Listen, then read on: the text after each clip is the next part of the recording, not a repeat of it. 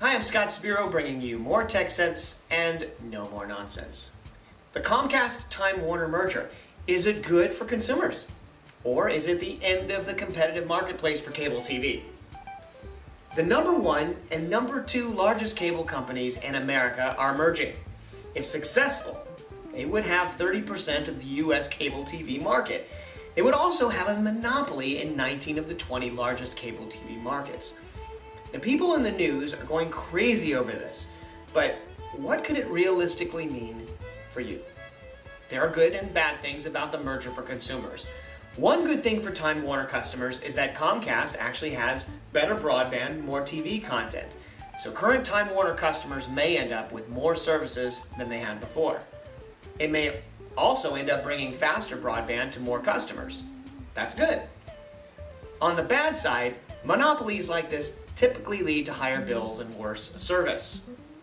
Since the cable TV industry was deregulated by Congress in 1996, prices for cable have doubled, rising 6% per year on average. So you can expect your prices to continue rising thanks to this merger. And for service, both Time Warner and Comcast have some of the lowest customer service ratings in the industry. This most certainly is not going to improve with the merger. Expect customer service to get worse. Customer no service is what I call it. From a business standpoint, things get even more interesting. Comcast already owns NBC Universal. It owns the distribution of the content as well as the content itself.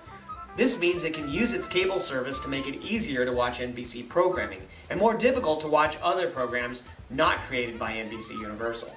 Here's an example of something that can happen in such a monopoly.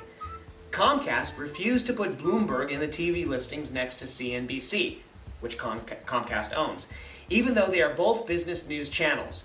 The FCC had to step in and order Comcast to comply with antitrust regulations just to put the Bloomberg News channel near other channels, though it still refuses it to put it near CNBC. The scariest part of the Comcast monopoly has to do with their control over internet access. Cable internet companies have been slowing down traffic from certain sites. There were claims that Netflix streaming speeds for Comcast had dropped significantly, making online viewing a worse experience. Netflix was actually forced to cut a deal with Comcast and pay them to stream their content faster to viewers. Comcast now has the power to make it more difficult for competitors like Amazon, Netflix, and Hulu to deliver high-quality streaming without cutting a deal.